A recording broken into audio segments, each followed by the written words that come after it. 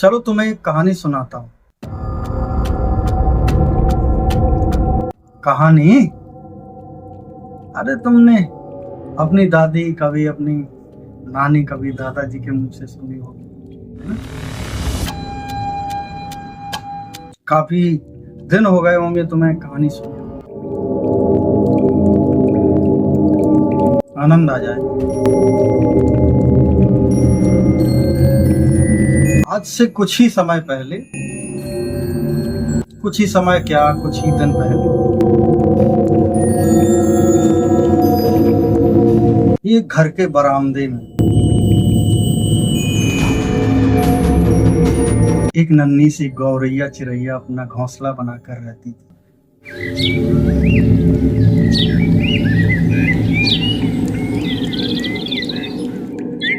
उस गौरैया चिरैया की चहचहाहट, उसके मधुर मधुर गीतों को सुनकर घर में रहने वाले सभी सदस्य बड़े खुशहाल थे। गौरैया चिरैया कभी किसी के कंधे पर बैठ जाती, कभी किसी की गोद में आकर बैठ जाती, कभी बारिश आने पर अपने छोटे छोटे पंखों को भिगाकर घर के सभी सदस्यों के ऊपर अपने पंखों से फड़फड़ा के छोटी छोटी बूंदें जो घर वालों के ऊपर, किसी के चेहरे पर, किसी के गाल पर, किसी की नाक पर, किसी के होंठ पर गिरती तो सब लोग बहुत खुश थे।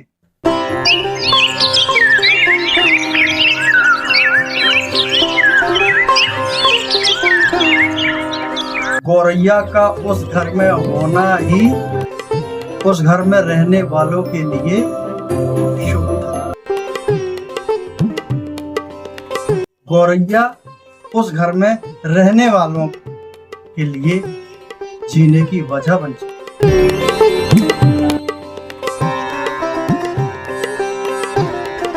सबके चेहरे की मुस्कान गौरैया चिरैया, सबके हंसने की वजह गौरैया चिरैया। फिर अचानक से एक काली रात आई।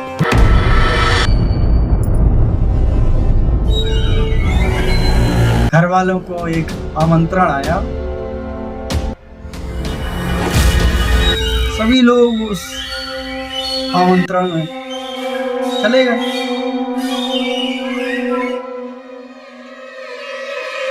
वो बेचारी गौरैया सभी का इंतजार करती रही।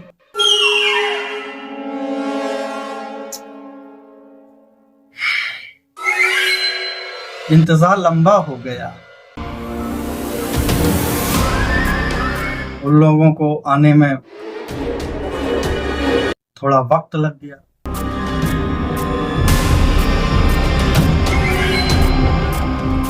आखिर में चिरैया सभी का इंतजार करते करते थक गई बेचारी। बस उसी का मौका पाकर उसी रात एक जहरीला सांप उस घर में प्रवेश कर जाता है।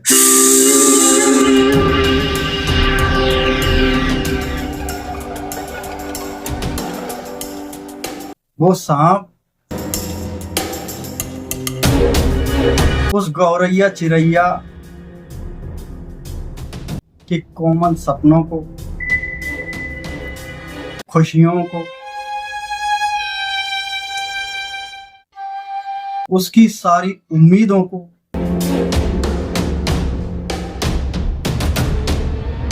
इस तरह नोच खाता है कि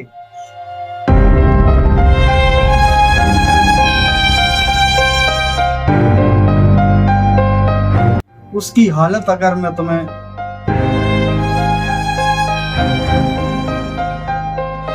बताऊं, उस भयावह दृश्य को अगर मैं बताने चलूं तो मेरी औकात नहीं है।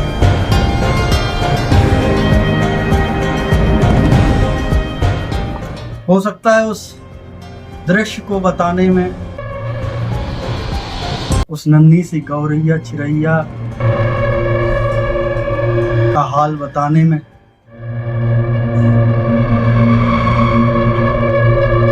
मेरी आंखों से खून बहने लगे,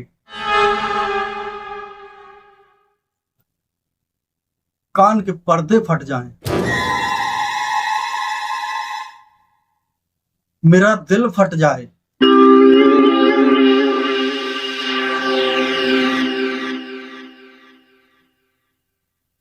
उस सांप ने उस गौरैया चिरैया का इतना बुरा हाल किया। कहानी है यार, इमोशनल काहे होते हो तुम? आओ आ जाते हैं। उस जहरीले सांप ने उस नन्ही सी गौरैया चिरैया का इतना बुरा हाल किया, इतना बुरा हाल किया।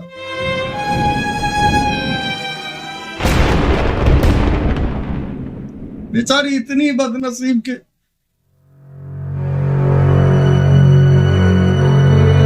इंतजार करती रही कि कोई आ जाए उसको बचा ले।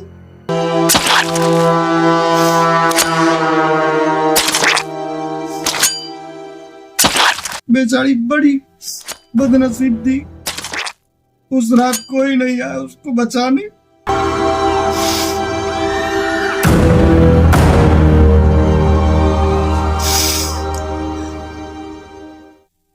अरे यार तुम काहे रो रहे हो? चिरैया तो थी वो।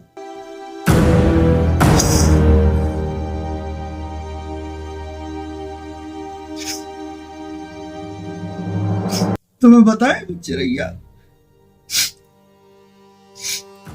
उस घर के आंगन की चिरैया कौन थी?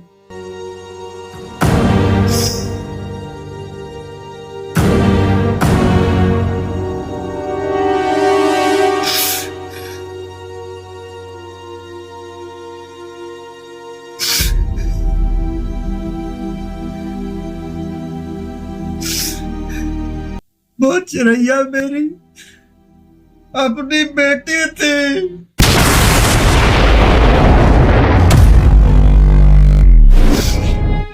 जिसको तुम जैसे दरिंदे सांप ने अपनी जिस्मानी भूख मिटाने के लिए उसकी कोमलता को, उसके कोमल सपनों के पर खच्चे उड़ा दिए।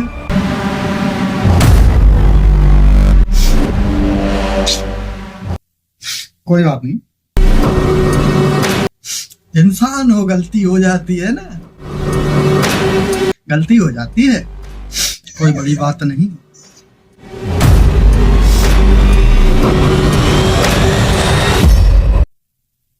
सो जा बेटा।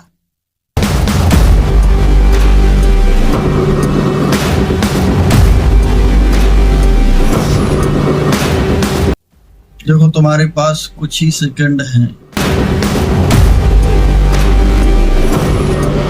इस सेकंड में तुम अपनी आखिरी इच्छा में जो भी मांगना चाहो, मुझे उससे कोई फर्क नहीं,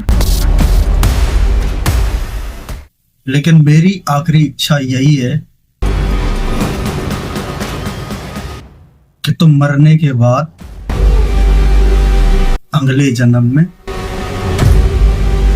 उसी गौरैया चिरैया, समझ रहे हो ना, उसी नन्ही सी जान के बाप बनना, मतलब नन्ही सी बिटिया के बाप बनना। तब तुम्हें फील होगा, तब तुम्हें एहसास होगा कि एक बेटी की जिम्मेदारी क्या होती है।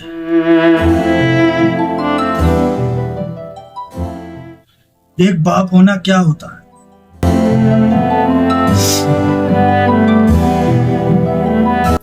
अभी तो तुम अपने बाप दादाओं के हराम की कमाई हुई दौलत पे जी रहे हो, पल रहे हो।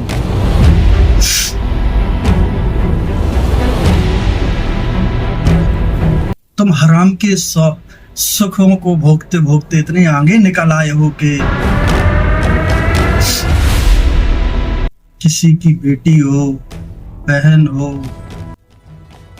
या पत्नी हो या किसी की माँ भी हो, तुम्हें साला उससे कोई फर्क ही नहीं।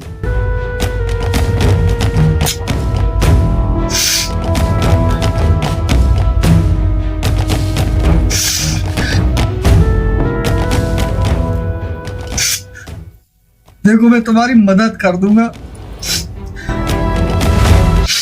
तुम्हारा बाप बनने में। वो बाप बनने के लिए तुम्हें लेना होगा दूसरा जन्म। अब दूसरा जन्म लेने के लिए तुम्हें मरना होगा। तो तुम्हारे मरने में मैं तुम्हारी मदद कर दूंगा।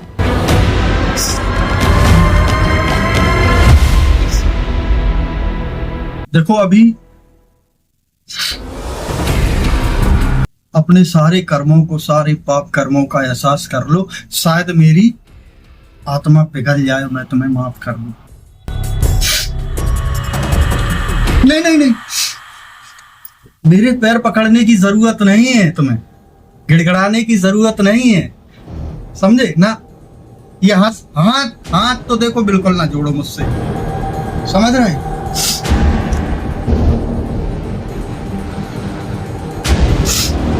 जब तुमको रहम नहीं आई उस वक्त नन्हे से जान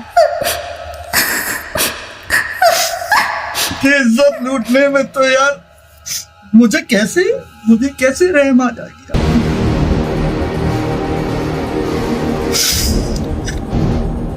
और देखो मुझे मदद करने का बहुत शौक है, पैदाइशी शौक है। वो तुम्हारी भी मैं मदद ही कर रहा हूं, क्योंकि तुम्हें बाप बनना होगा, अगला जन्म लेना होगा। अगला जन्म लेने के लिए तुम्हें मरना होगा।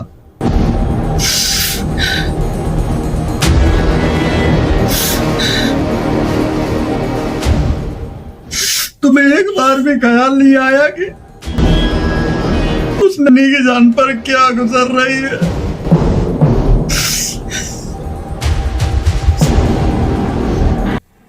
चलो गर्दन का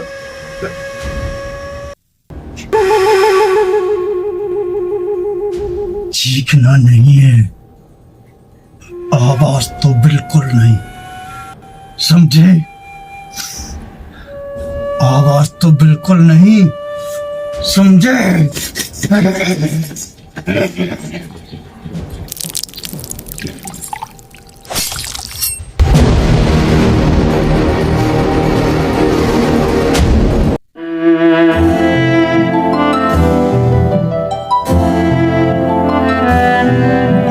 बेटी मुझे माफ करना, मैंने तुम्हारी इज्जत नहीं बचा पाई, मुझे माफ कर देना बेटी।